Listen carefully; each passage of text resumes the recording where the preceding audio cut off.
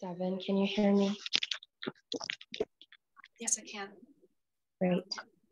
About to start the video.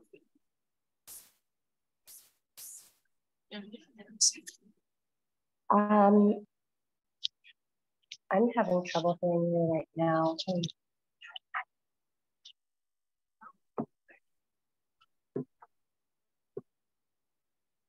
Well, I'll start the video.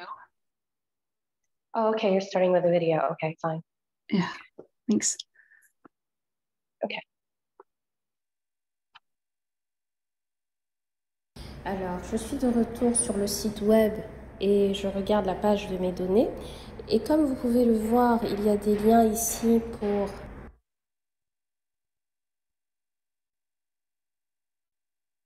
pour être sûr de partager mon écran en entier, pour être sûr que ça capture tout.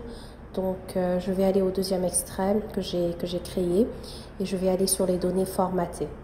Donc, je vais cliquer avec le bouton droit de la souris sur Download Data et enregistrer le lien sous Save Link As et puis je vais aller dans un dossier où je saurai comment accéder aux données plus tard. Et vous remarquerez que ce sont les données qui seront dans un format DTAGZ, donc ça veut dire qu'elles ont été compressées pour économiser de l'espace et pour le rendre plus facile à télécharger. Et j'aime utiliser un logiciel de décompression appelé 7zip. C'est gratuit et facile à utiliser.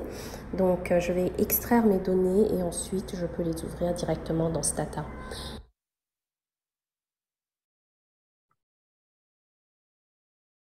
Alors, vous voyez toutes les variables que nous avons téléchargées.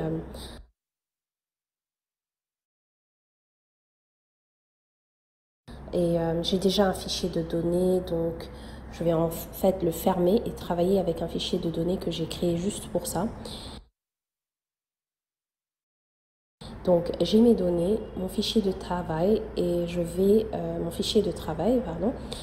m'assurer que ce fichier de travail est gratuit, disponible et accessible après l'atelier et je crois que nous allons poster l'enregistrement aussi. Donc je vais juste changer mon répertoire de travail pour celui où j'ai enregistré mes données.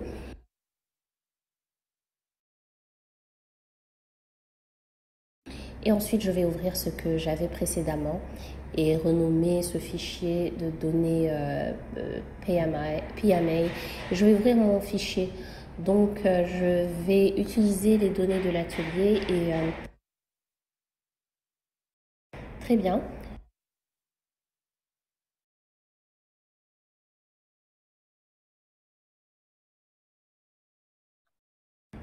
Super. Alors, tout d'abord, quand j'ouvre un fichier de données, j'aime avoir une idée du contenu du fichier. Donc, je vais créer un tableau croisé de ces deux versions de cette variable de résultat. Donc, je veux voir combien de femmes ont rempli les deux questionnaires. Donc, la colonne ici est Results FQ -1, donc c'est le résultat de la phase 1. Comme vous vous souvenez, quand on a collecté, quand on a créé l'extrait de données, j'ai choisi seulement les femmes interrogées. Donc nous ne voyons ici que les femmes qui ont complété ou partiellement rempli ce premier questionnaire. Mais nous pouvons aussi voir si elles n'ont pas rempli le questionnaire de la phase 2, comment cela s'est produit. Donc, c'est ce dont elle parlait aussi au sujet de la perte de suivi.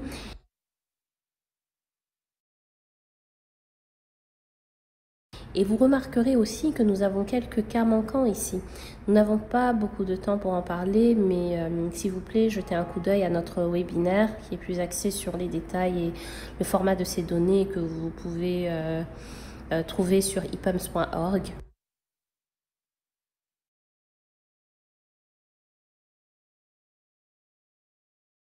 Donc, pour la prochaine étape, je voudrais juste garder uniquement les femmes qui ont été interrogées dans la phase 1 et la phase 2. Et nous ne gardons pas que des dossiers partiellement complétés, juste les enquêtes complétées.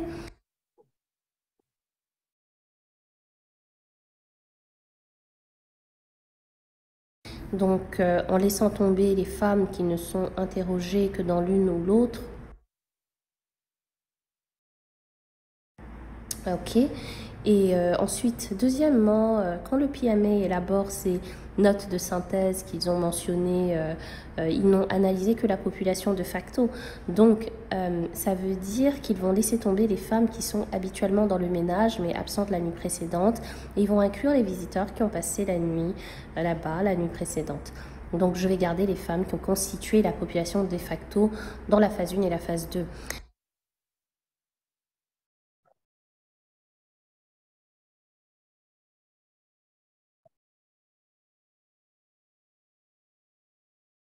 Donc, vous vouliez voir quels étaient les codes. Alors, on les a étiquetés. On a les étiquettes ici, mais vous pouvez jeter un coup d'œil aux étiquettes, ou sinon vous pouvez également aller sur notre site web et voir quels sont les chiffres pour comprendre pourquoi j'ai utilisé les codes que j'ai utilisés. Très bien, donc nous allons d'abord aller à la visualisation des données. Donc si on voulait avoir un regard de haut niveau sur l'utilisation des contraceptifs au Burkina Faso et au Kenya pendant cette période, j'aimerais catégoriser toutes les femmes qui sont interviewées dans la phase 1 et la phase 2 en 4 catégories différentes. Donc, je veux d'abord regarder les femmes qui n'utilisaient pas de contraceptifs à l'une ou l'autre période, les femmes qui utilisaient des contraceptifs à la fois dans la phase 1 et dans la phase 2. Je veux examiner les femmes qui ont adopté une méthode entre la phase 1 et la phase 2 et aussi les femmes qui ont arrêté. Donc, je pense que nous avons discuté de CP-1 et CP-2, catégorie 1, ce qui veut dire que ce sont des femmes qui n'étaient pas utilisatrices parce que leur statut d'utilisation de contraceptif est de 0 dans les deux périodes. Et ensuite, pour la catégorie 2, si elles étaient utilisatrices dans les deux périodes, la catégorie 3 sera celle des adoptants parce qu'elle est passée de la non-utilisation à l'utilisation. Et ensuite, la catégorie 4 est passée de l'utilisation à la non-utilisation. Et je tiens à souligner que cela ne concerne pas les femmes qui peuvent avoir utilisé une méthode pendant une courte période de temps et qui ont annulé ou ont cessé de l'utiliser avant que cela apparaisse. Ou alors il se peut que nous ne voyions pas les femmes qui ont arrêté de consommer entre les deux périodes, mais qui ont adopté une autre méthode plus tard.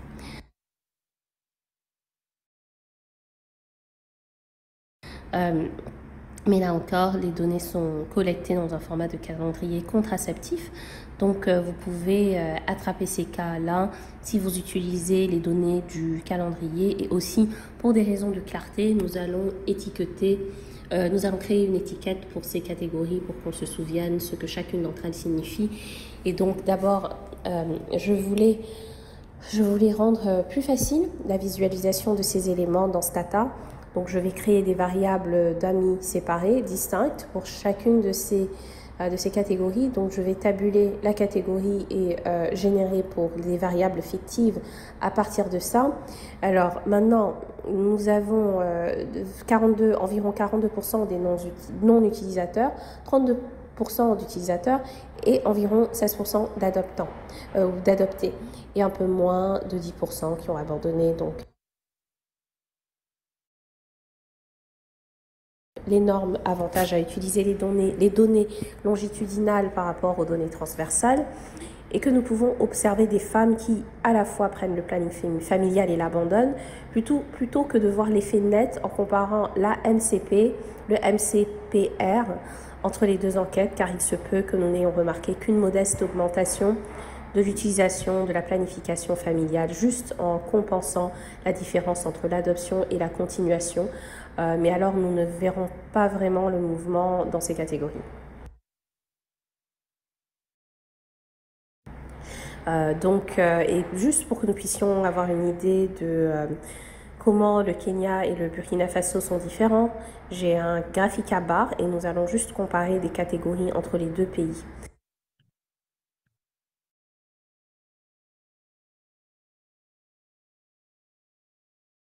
J'utilise donc un nombre non pondéré des femmes. Donc comme vous pouvez voir, il y a beaucoup d'utilisateurs réguliers au Kenya, beaucoup plus d'utilisateurs réguliers au Kenya qu'au Burkina Faso. Mais ceci ne prend pas en compte du fait que ces échantillons ont des tailles d'échantillons différentes. Et je voulais juste démontrer les différences entre ces deux graphiques et montrer que ça compte vraiment. et s'assurer de représenter graphiquement les proportions parce qu'elles auront l'air un peu différentes si on n'utilise pas les sommes. Donc, comme vous pouvez le voir, les non-utilisateurs représentent une grande partie du Burkina Faso, mais on voit quand même pas mal de mouvements et dans les deux pays, vous avez un segment comparable de ces femmes qui ont adopté ou interrompu leur utilisation, mais là encore, il s'agit de proportions non pondérées. Très bien.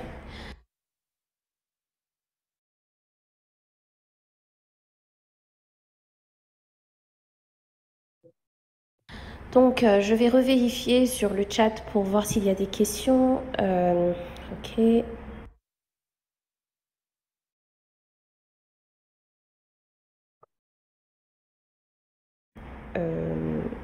N'hésitez pas à poser des questions dans le chat. Je vais essayer de revenir pour voir s'il y a des choses que je devrais clarifier ou revoir. Mais pour l'instant, je vais continuer.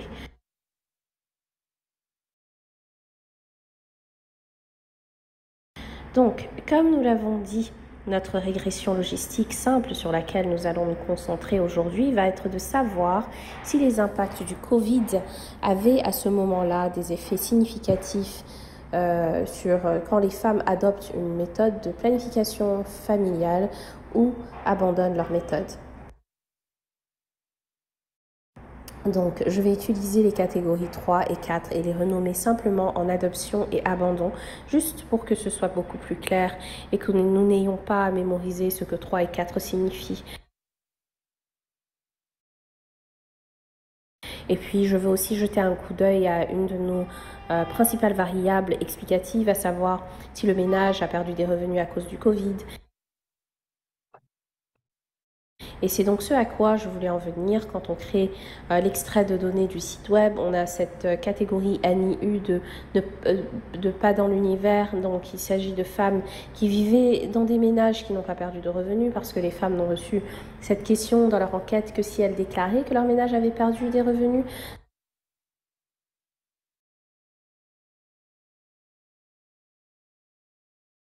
Donc pour les besoins de cette analyse, ce que nous voulions faire était de regarder si le ménage avait perdu des revenus ou non.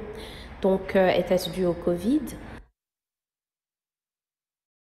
Et donc, nous avons en quelque sorte 3 catégories de femmes ici. Si la perte de revenus de la CV ou pas, s'il n'y a pas de perte de revenus, ça veut dire qu'elles ont si ça veut dire qu'elles ont perdu des revenus, mais elles ont dit que ce n'était pas dû au Covid. Nous avons des femmes qui ont dit que leur revenu a été affecté et que c'était dû au Covid, et puis des femmes qui ont dit « mon ménage n'a pas perdu de revenus ». Donc, nous avons 2 choix ici. Nous pourrions soit en faire une variable à 3 catégories et la mettre dans notre modèle, mais pour simplifier les choses aujourd'hui, le choix que je vais faire est que je vais regrouper les femmes dont le ménage n'a pas subi de perte de revenus avec les femmes qui ont subi une perte de revenus mais qui n'était pas due au Covid.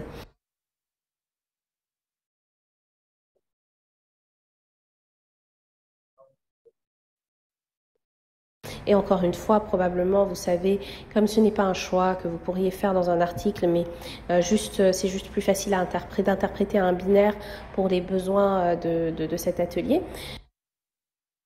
Je voulais faire une petite démonstration, encore une fois, mais d'une manière différente pour être sûr que ce que je veux dire par « pas dans l'univers » soit clair.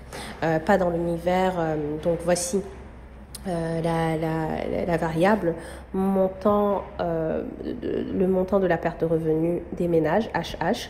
C'est si le ménage a subi une perte de revenus à cause du Covid.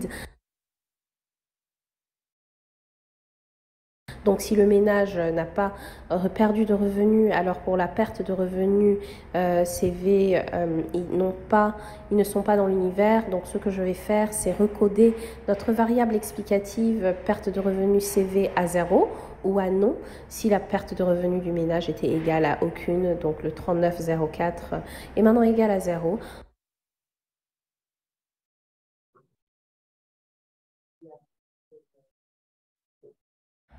Ok, excellent. Et je ne vois pas de questions dans le chat, donc je pense que je vais continuer.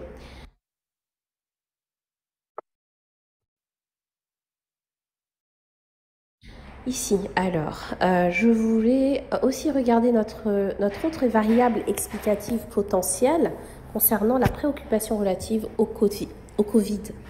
Donc, une raison pour laquelle le code de préoccupation pourrait servir d'indicateur indirect du stress qu'une femme pourrait avoir par rapport au risque de contacter le Covid, qui, vous savez, pourrait l'empêcher d'aller se faire soigner, ou cela pourrait affecter son désir d'avoir un enfant dans un avenir proche. Donc, le document sur lequel nous basons vaguement cet atelier utilise également des variables telles que si le ménage subit une insécurité alimentaire due au Covid, et aussi si la femme a été capable de maintenir la distance sociale. Et puis aussi, nous avons à disposition notre variable si le revenu du ménage a retrouvé son niveau suite à la perte de revenu initiale due aux restrictions Covid. Donc, comme vous pouvez le voir avec la variable de préoccupation, une grande majorité dans les deux pays, encore une fois, il s'agit de chiffres non pondérés. Nous sommes très préoccupés par un autre groupe se sentant concernés, les non concernés et les peu concernés, des catégories assez basses. Donc, il pourrait potentiellement avoir un impact important. Ici donc, il semble que les femmes, ces échantillons que je connaissais, ont reçu beaucoup d'informations, beaucoup de messages sur le Covid, subissaient beaucoup d'impacts dus aux restrictions. Donc, vous avez probablement remarqué une chose, ce que fait l'IPAMS avec la non-réponse ou pas dans l'univers, c'est que nous les recodons pour qu'ils soient plutôt grands. Donc par exemple, avec la variable de perte de revenus, nous utilisons NIU, et je veux vous montrer ça.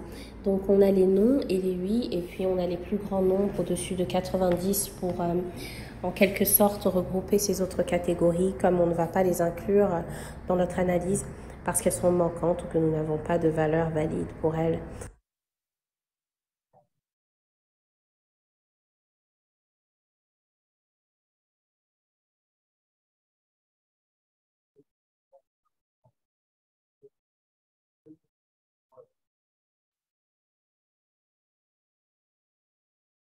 Donc j'ai une boucle ici pour enlever tout ce qui est manquant ou pas dans l'univers de nos variables principales, pour juste les rendre manquantes si elles sont NIU, ou pas manquantes, ou pas connues, ou on ne sait pas.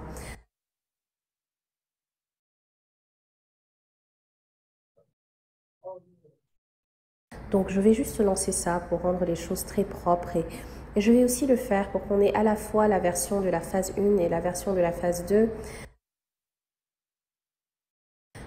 C'est là-dedans, d'accord. On a été ici depuis environ 20 minutes, donc il nous reste environ 10 minutes, et je voudrais établir que l'échantillon de conception du PMA est une enquête, et c'est une grappe à plusieurs degrés. Donc je vais inclure l'unité d'échantillonnage primaire dans mon ensemble d'enquête de pondération, et nous avons aussi les unités d'échantillonnage primaire qui ont été sélectionnées en fonction de la strate.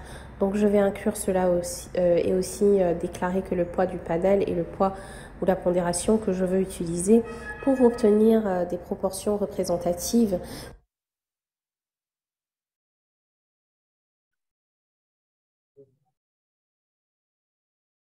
Donc je vais exécuter cela afin d'obtenir un tableau croisé avec une proportion pondérée. Il suffit d'insérer les deux points SVY devant mon tableau croisé ou devant mon logit, et je vais faire à la fois une analyse non pondérée et une proportion pondérée de combien de femmes ont adopté le planning familial dans ces deux pays, et ensuite la version pondérée juste pour comparer les différences.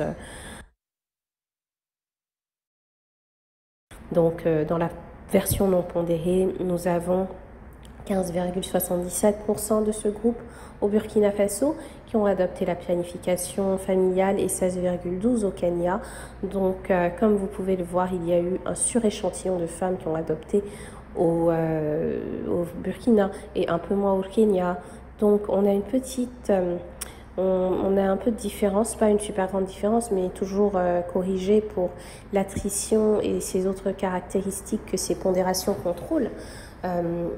Excellent. Donc je vais aussi créer une catégorie d'âge, une variable catégorielle, de la même façon que l'article sur les carpes l'a fait. Je vais aussi inclure une catégorie où l'article carpe. Je vais aussi inclure une catégorie pour la parité, donc en regroupant le nombre de naissances et puis finalement je construis mon modèle, donc je vais avoir des régressions séparées pour chaque pays. Je ne vais pas les rassembler pour cette analyse parce qu'en fait l'expérience en matière de restriction Covid était différente dans chaque pays. Donc je vais avoir des modèles séparés pour l'adoption et l'abandon et aussi par pays, donc ce qui nous laisse avec 4 modèles.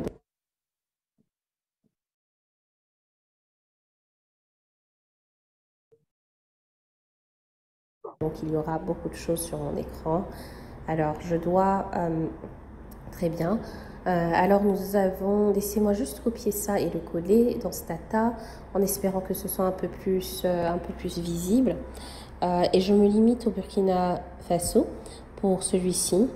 Donc nous estimons la probabilité que la femme faisait partie des non-utilisatrices dans la première phase si elle a adopté dans la seconde phase. Nous avons donc notre code d'âge, son statut urbain, son niveau de richesse, son niveau d'éducation, si sa famille a perdu des revenus à cause du Covid, si elle se sentait préoccupée par le fait de contracter la maladie. Et ensuite nous allons obtenir des rapports de probabilité afin que ce soit plus facile à interpréter.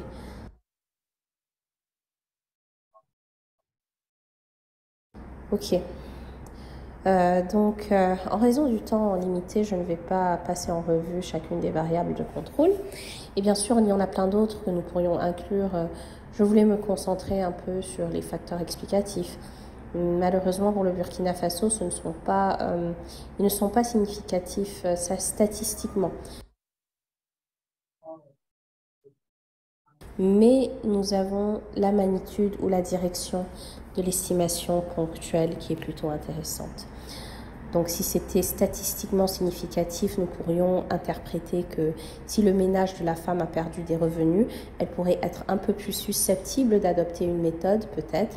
Sa demande d'avoir un enfant rapidement était affectée par la perte de revenus, mais ce n'est pas clair ici. Mais il y a de la place pour plus d'investigation. Peut-être qu'il y a des choses que nous ne contrôlons pas et que nous devrions contrôler. Il y aura un biais de variables omises. Et ensuite, je vais jeter un coup d'œil au Kenya. Je vais donc me restreindre au pays Sati.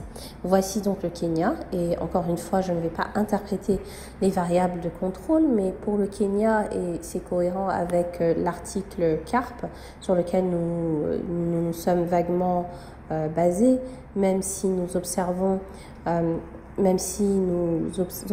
la même femme, même des mois plus tard, il semble y avoir un effet de la façon dont elle est préoccupée par la possibilité de contracter le Covid. La catégorie de référence ici n'est pas du tout concernée et bien sûr, vous savez que cela justifie un peu plus l'importance de la recherche. Et il est intéressant de noter que c'est seulement significatif entre les femmes qui ne sont pas du tout préoccupées et celles qui sont un peu préoccupées. Donc si elle était un peu préoccupée, elle était beaucoup moins susceptible d'adopter qu'une femme qui ne l'était pas du tout. Donc cela pourrait expliquer, vous savez, qu'elle ne veuille pas aller dans un établissement et adopter une nouvelle méthode. Qui sait, mais il y a beaucoup de variables dans le PMA que vous pourriez être en mesure de déterrer. Et bon, maintenant, exécutons ces mêmes modèles, mais avec la mention discontinue à la place. Donc, encore une fois, avec le Burkina Faso, il ne se passe pas grand-chose avec ces variables d'impact Covid, mais encore une fois, il y a beaucoup de variables d'impact Covid différentes dans ces données, et peut-être qu'il y a quelque chose à propos de la façon dont les restrictions du Covid ont été mises en place au Burkina Faso par rapport au Kenya, qui déterminent les impacts. Ok.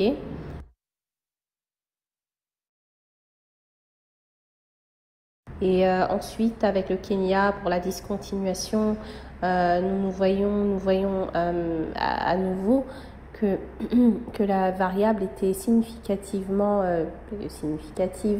par rapport aux femmes qui n'étaient pas du tout préoccupées, par rapport aux femmes qui étaient préoccupées par la possibilité d'être atteintes du Covid, par rapport aux femmes qui n'étaient pas du tout préoccupées et qui étaient beaucoup plus susceptibles d'abandonner une méthode, ce qui est cohérent avec les résultats d'adoption.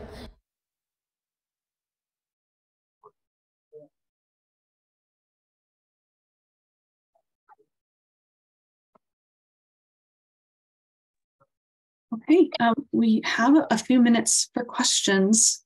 If anyone would like to add anything into the chat. Nous avons quelques minutes pour des questions. Vous pouvez les ajouter dans la boîte de discussion, dans le chat box.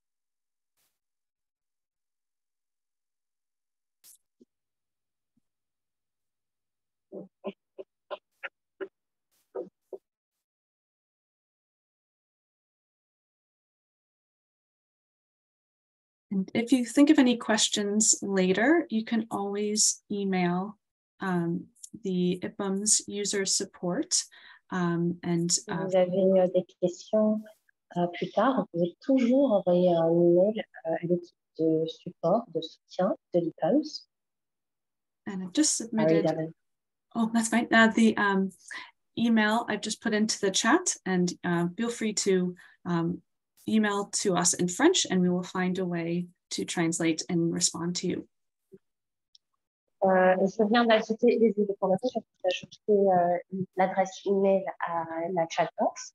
Vous pouvez nous envoyer un email en français comme en anglais et nous ferons tout pour vous renvoyer une réponse sur les plus brefs délais.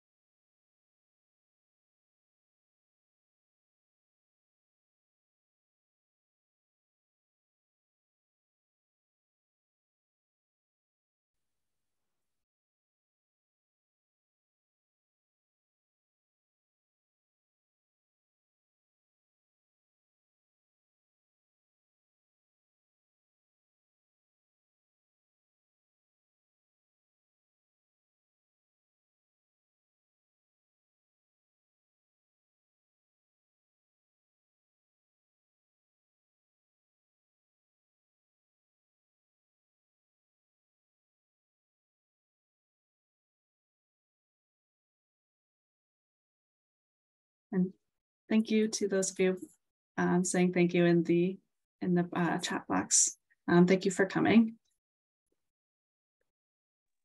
Merci, merci à tout le monde d'être venu, d'avoir participé à cette séance.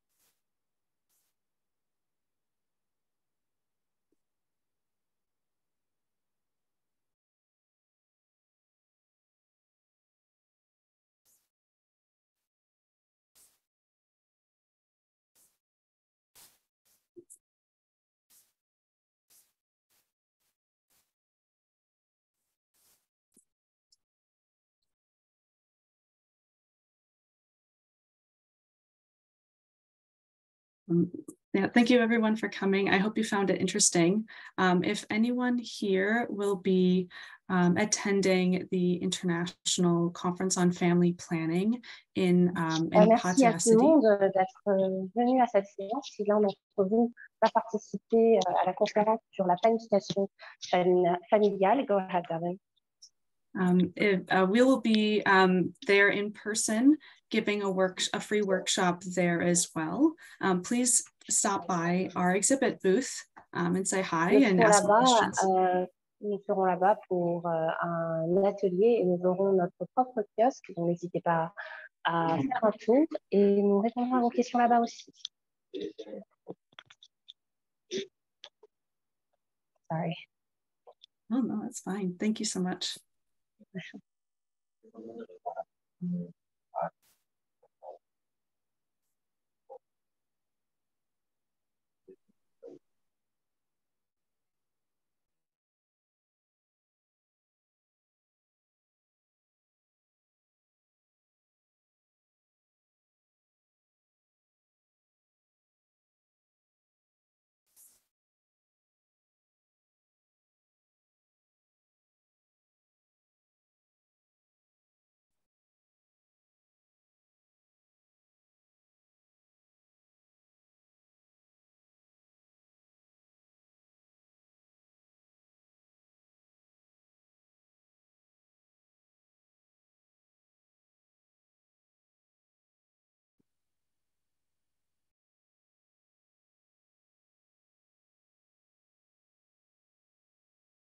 Okay, well, if we don't have any questions, we can leave the breakout session and conclude the webinar. Alors, si vous n'avez plus de questions, on peut peut-être quitter le break room et retourner dans la séance plénière. Thank you, everyone. Merci à tous.